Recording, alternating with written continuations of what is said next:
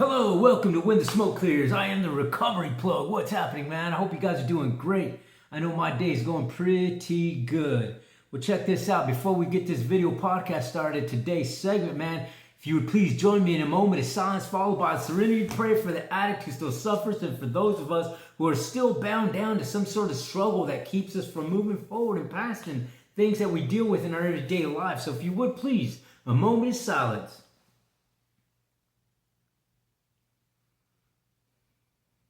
God, grant me the serenity to accept the things I cannot change, courage to change the things I can, wisdom to know the difference. All right, let's get going. Well, yeah, now that we got that out of the way, how's it going, man? Check this out. Let me take a little sip of this Java juice. Pretty good coffee, man. You know what? Check this out. What I wanted to talk to you guys today is something that, I indulge in my life. I practice quite a few things, right? Quite a few things that I like to just get insight on and to help me in my daily life, in the way I move my life around, how I live, and I like to get information and wisdom from different types of faith-based communities, if you will. And, kind of just to give you a little background, if you will, of the religion, I guess, faith-based communities that I've been, that I grew up with, is I grew up in a strong Catholic family. You know what I mean?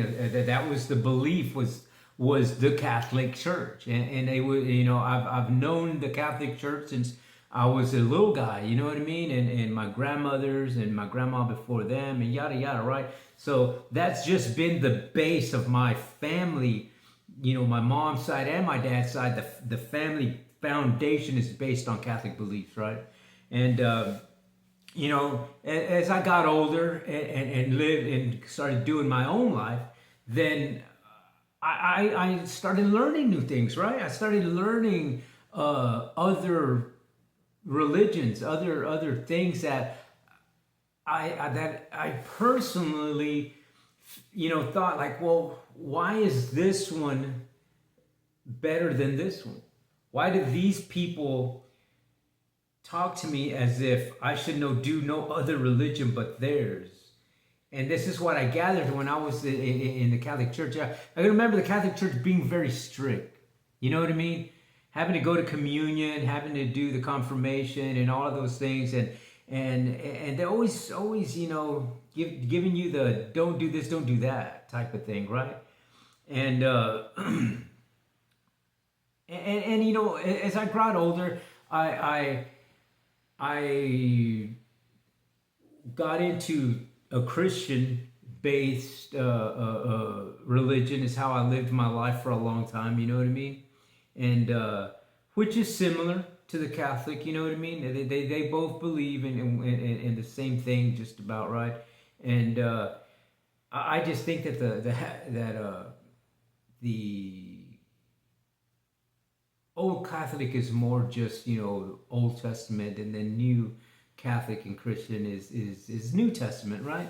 That's how it seems to me. But anyway. I also not so much practiced or like went to facilities to learn to indulge in these other faiths, but I have read quite a few things that of other religions, and I don't see them as bad. You know what I mean? I don't see them as better than this one. You know what I mean? That's just my own opinion. And here of late, I've been involved in. I've been involved in some Buddhist practice, and I go and I attend teachings and that sort of thing and practice. You know what I mean? Because I love to meditate. That's one of the things that I do in my recovery in my life today is I do a lot of meditation. Right? So meditation is predominantly real big in the Hinduism, Buddhism, and that sort of thing, right? So I indulge that. I don't necessarily think that their religion or their practice is better than the Christian or the Catholic or anything like that, right? And that's just my belief. My belief is that every single faith-based, community has something to offer, something that you can take and incorporate into your life, right? And because I don't believe any one of those, any religion really is seemingly trying to tell you that you don't mean nothing, that you're bad, or do this or else or whatever, right? And I believe that every religion has some sort of good to offer, right? And one of the things that really stood out to me in the Buddhist tradition, in the Lotus Sutra, is that it follows the thing called the Four Noble Truths, right? And one of the things that I've been reading here of late is the Toltec concept of living. You know what I mean? Because I'm very interested, and I'm just fascinated with the whole Mesoamerica thing, right? That it's one of the, because I'm part of it. I feel like, you know what I mean? Because I'm of Mexican descent, I feel like I got some connection to that. So if I have a connection to it, then I should study it. I should know more about it. So that's what I do. And, it hit me when I was reading because the Toltecs have the 4 agreements that they abide by. You know what I mean? Buddhism has the 4 Noble Truths that they abide by. Go figure, right? It's 4 things that they're talking about, is kind of their foundation, their basis, their foundation of how they practice and how they live their daily life in today's world, right? And I'm just what I want to do is I wanted to kind of just hit on some points about both of those, and then kind of and then just read what the agreements are and what the 4 Noble Truths are, so that you understand what I'm talking about. And what I'll do first is let me take these things off for a second, and I'm going to put these on. And what I want to do is I'm going to read to you real quick here the let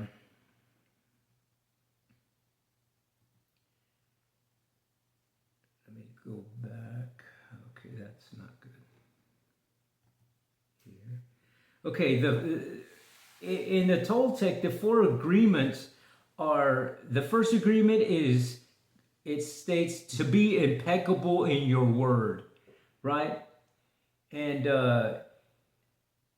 it states here that it is to be impeccable with your word. This means using your words truthfully and with integrity, avoiding gossip, self-criticism, or speaking in ways that harms others. The word has the power to create or destroy, to heal or wound. So being conscious of how you speak is a crucial step in living a balanced and authentic life. And the second agreement is stated, don't take anything personally. And it says, when someone criticizes or praises you, they are speaking from their own worldview, not necessarily reflecting the truth about you. Not taking things personally, you free yourself from the emotional traps that often cause suffering and conflict. And the third, oh man, what the heck? The third, sorry about that. The third agreement is don't make assumptions. And it says the third agreement invites us to let go of assumptions and embrace clear communications. We often create misunderstandings by assuming we know what others are thinking and what they mean, leading to unnecessary conflict and emotional pain.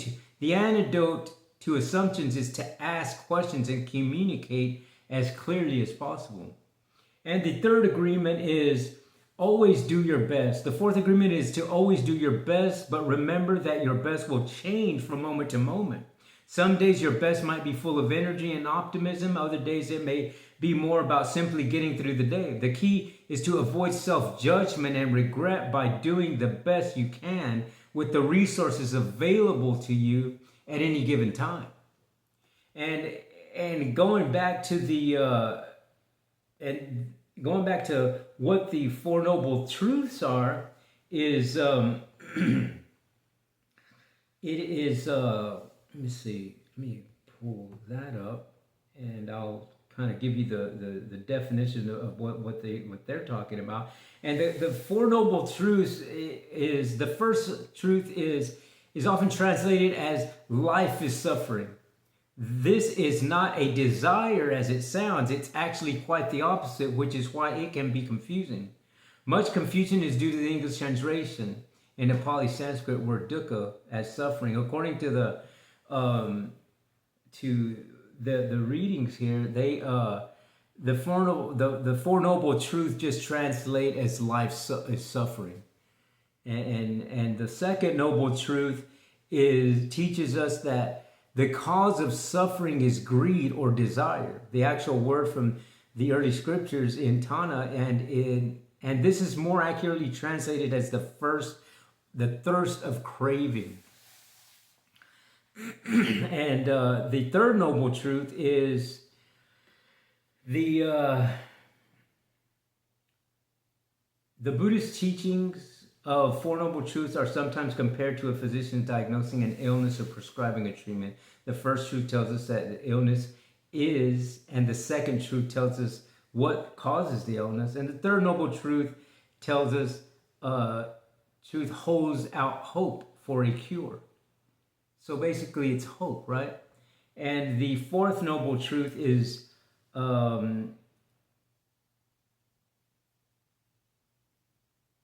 the path, which is the things that you do to attain 1, 2, and 3. You know what I mean? So it's I don't know. It seems to me that they're kind of similar in a sense. But let me go back to this other page so I can read to you what it says here about because it says that both the Four Noble Truths and the Four Agreements, and again the Noble Truths are of Buddhism teachings, and the Four Agreements is off the Toltec agreements, and they both are frameworks to alleviate suffering and to promote personal well-being. Both of them have that. And the Four Noble Truths focus on understanding and overcoming suffering in life. And the Four Agreements emphasize personal freedom and integrity in relationships, right? In how you go through your life. And both encourage self-awareness and mindfulness in your daily actions. They both are saying the same thing there. And they are both, each framework provides a guide for living a more fulfilling and harmonious life with that of your existence. Because they are both in agreement that,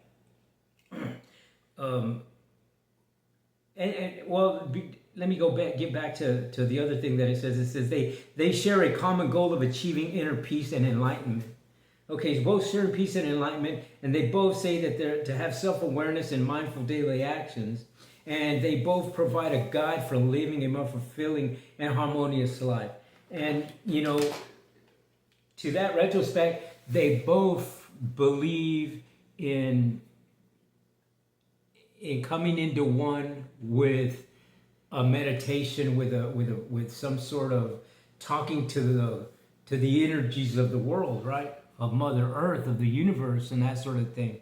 And to have compassion, to be mindful of how you say things, because everything you say has an effect, not only on yourself, but on somebody else. You know what I mean? And that's why I say the tongue is a double-edged sword, if you will, and which is quite true. You know what I mean? Because you can hurt people and allow them to suffer just by saying a few words. But you can also, pump people up and give them this just encouragement and inspiration to move past things that are holding them down.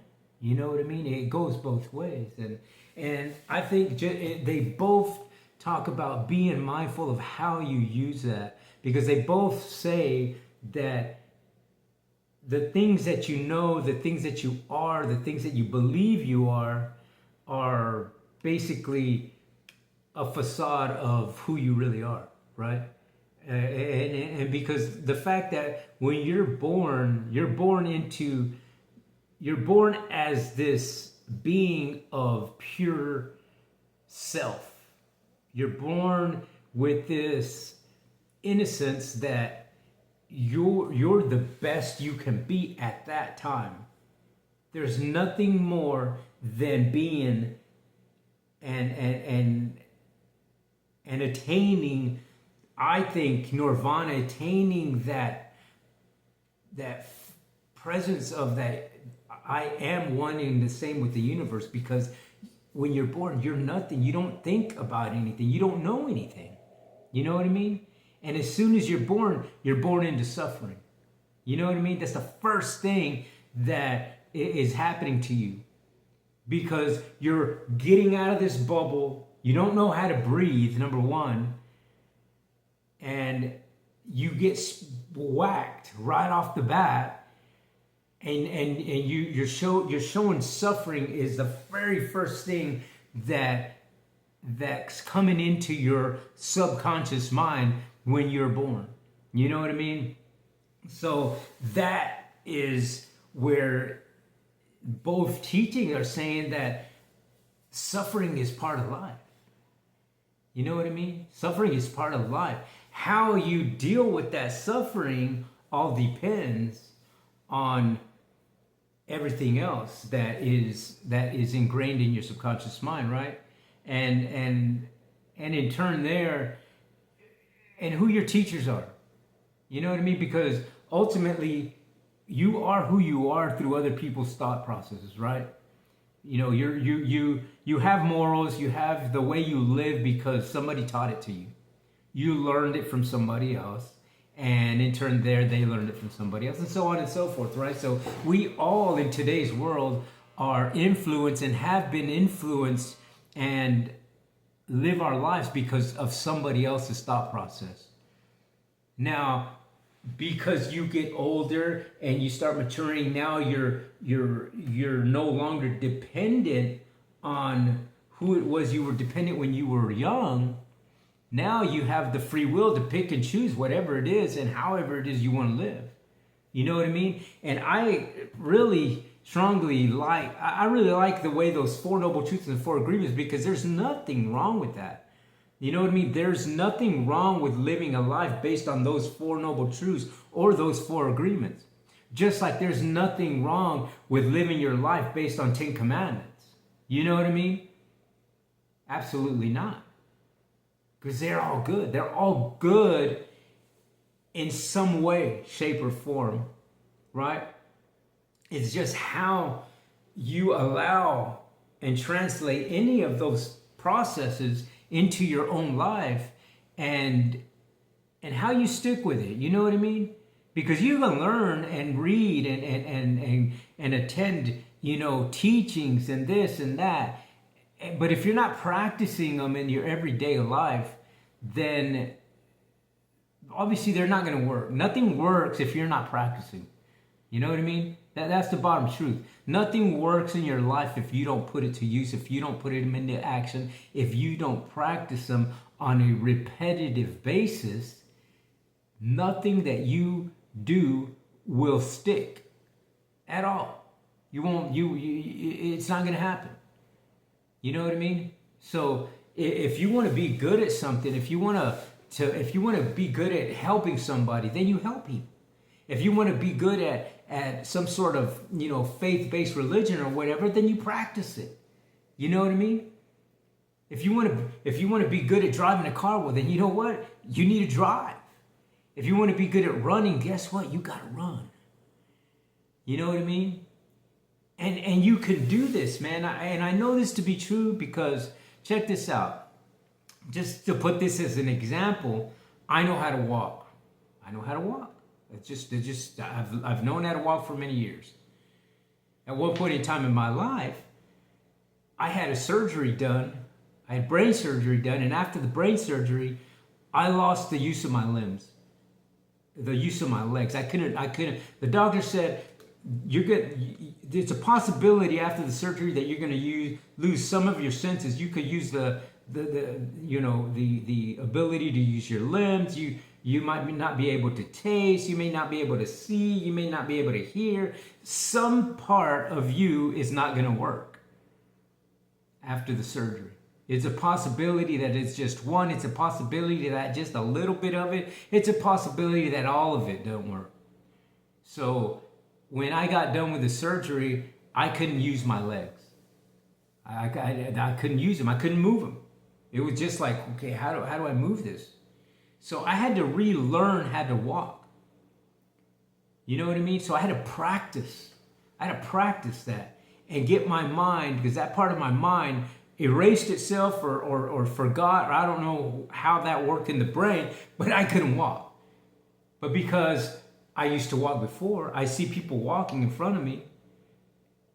The therapist is telling me, do this, do that. And I do it. And I practice and I practice and I practice. And eventually 2 years later, I could walk again. You know what I mean? And if it was not for that repetitive practice, I probably wouldn't have been able to walk. It would have probably taken me longer if I was just trying to do, one step a day. Or one step every month. You know what I'm saying? So it's imperative that you understand that if you're struggling with something in your life today, no matter what it is, no matter how severe, no matter how bad you think the mud is today, how deep in this world of misery that you're in and you don't think that you can get out, I'm here to tell you that you can. I'm here to tell you that I've been there, man. I've done that. And how about hearing it from somebody who has been there, and you don't have to go through all these different types of adversities when you can just do what somebody else has done to get out of that situation. You know what I mean? And that's the whole point of my podcast, is to enlighten somebody, to show somebody that there's a way. And if you're just down in the dumps today, man, and you're just, perhaps, because I've been in all kinds of situations, man. Like I said, I couldn't walk at one point in time in my life. You know what I mean? I was addicted to drugs at one point in time in my life. I was depressed at one point in time in my life. I was going through childhood traumatic experiences at one point in time in my life. I was going through PTSDs at one point in time in my life. But I'll tell you this, that I've been able to get out of every situation, every adversity, every chain that has bound me down by my self-thought and the things that I allowed into my subconscious mind to believe that those were the truths, that those were the things of my life. I was able to change that mental thought process to say, hey, you know what? This is not it. This is not where my life ends. This is not how I wind up. There's more to life. And by practicing 4 agreements of the Toltecs, by practicing 4 Noble Truths of Buddhism, by practicing 10 Commandments of the Christianity people, taking a little bit of everybody, man, is just been such an amazing thing in my life. The way I do my life may not be good for you. It may be different, you know what I mean? But if you don't take that first step and start practicing something that is positive and spiritual on a repetitive basis, then you're never going to know. You know what I mean? I'm here to tell you that I've been in that pit, man. I've been in that hole where it seemed like there was nothing else that's going to be, that there's no way I can get out of this. And because I've decided and changed my mental thought process to doing things positive, spiritual, and of good karmic energy, man, has my life changed in 360-degree turn, man. I do things today that I would never have thought in my life that I would be doing. You know what I mean? Especially in the practicing and the readings and the meditation things that I do and that sort of thing. You know what I mean? I do things today that mean something to me, that I feel have a connection to the cosmic energies of the divine matrix, man. I do things that just transform my life, that are all for the good. You know what I mean? And by helping somebody else and by helping somebody else understand, it's even better. You know what I mean? I feel that if I wouldn't sit here and give you stories of things that have helped me, and that they may help somebody else, man, I don't believe that I would be living the life that I'm supposed to be living. You know what I mean? Because before, man, I wasn't living a life that I should have been living. I was living a life of doing drugs, selling drugs, and being in the street. You know what I mean? And today, I can do that different. I can live different today and feel good about it. And see the positivity that I have on other people is, to me, amazing. You know, to me, it's amazing to myself because it makes me feel like this, you know, as humans, we want to feel that we're doing good. We want to feel this affirmation that we're good enough, that we're here for a purpose, right? And it's not a bad thing, I don't believe. But if that's what motivates you, well, then that's what motivates you. If that's what gets you to start breaking those chains, well, then hey, then that's a path, right?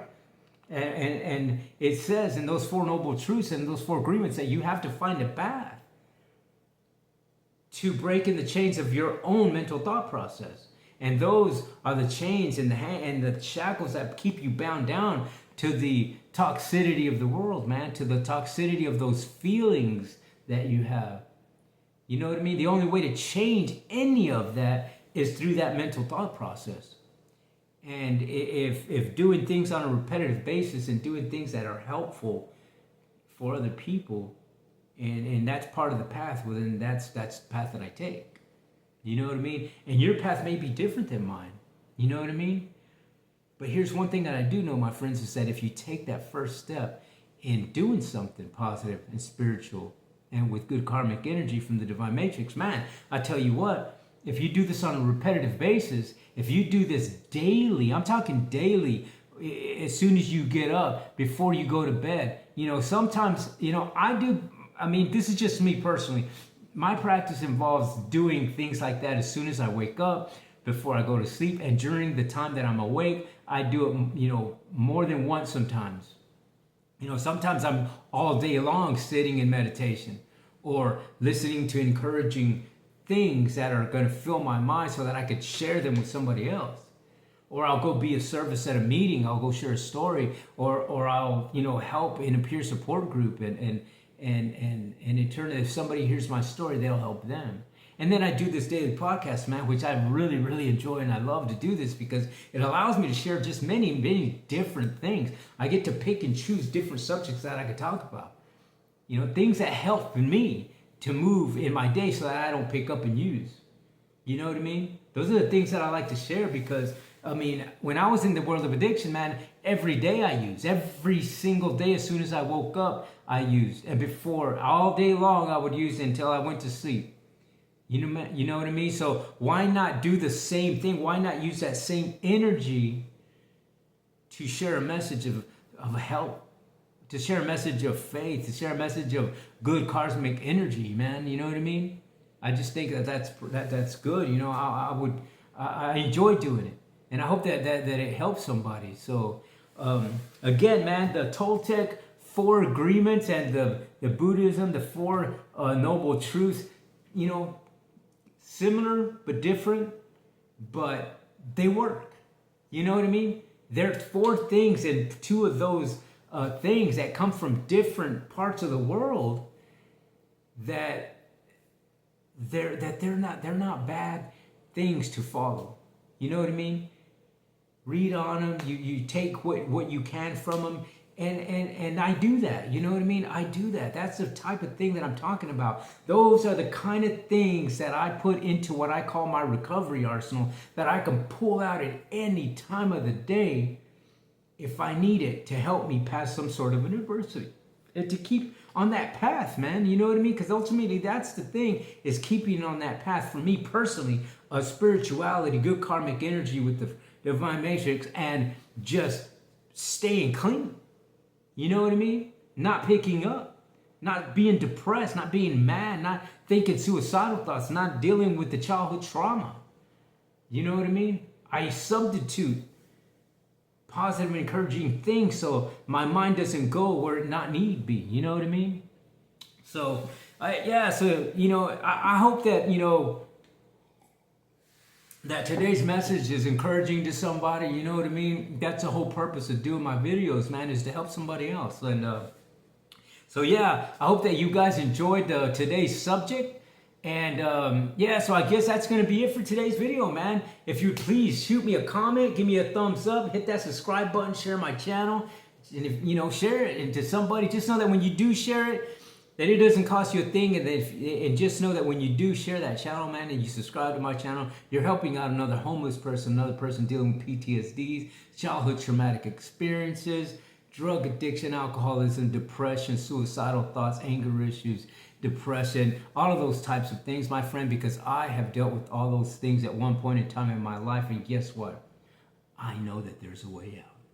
So thank you very much for listening, man. I appreciate it. God bless you guys. I hope you guys have a wonderful day. I guess until the next time, man, on When the Smoke Clears, I am the Recovery Plug.